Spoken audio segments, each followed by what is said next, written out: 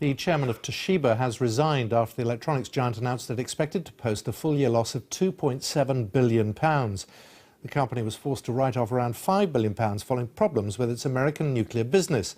Shares in the company have fallen sharply. Well, joining us now from Paris, Dr. Paul Dorfman from the Energy Institute at University College London, founder of the Nuclear Consulting Group. These figures on the face of it look huge. Why would any company want to stay in the nuclear business after this?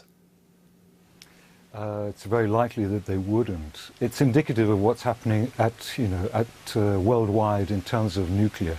We're seeing failing to construct, vast cost overruns, vast time overruns, and this is just yet another example of this general trend.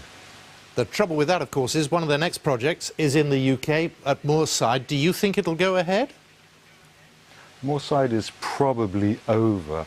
Toshiba owns 60% of the Nugen Corporation, along with ENGIE, the French energy corporation, who own 40% of Moorside. Without Toshiba, it looks like Moorside is over. There's an idea that today of all days the government is romancing the South Koreans, asking them to buy in to Moorside.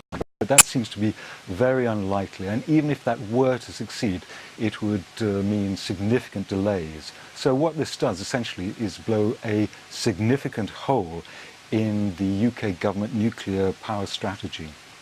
Paul, it does look that any nuclear installation, wherever it is in the world, is either over budget and behind schedule, or indeed both.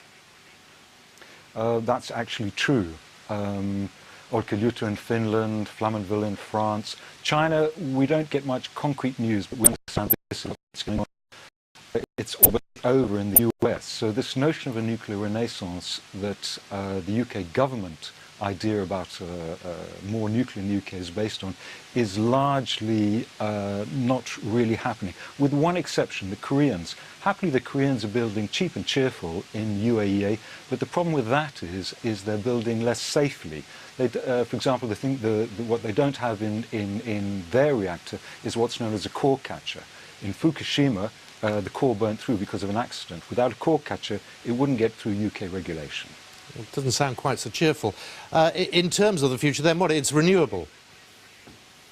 Well, Germany, the strongest economic, technological power in Europe, is going renewable. Within a couple of decades, it'll be 85% renewable. Solar, the cost of solar has plummeted, 50% reduction in the last 5 years. Onshore wind, costs plummeting. Offshore wind, costs plummeting.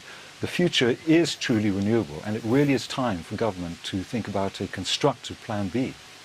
Dr. Paul Dorfman, thank you very much for joining us.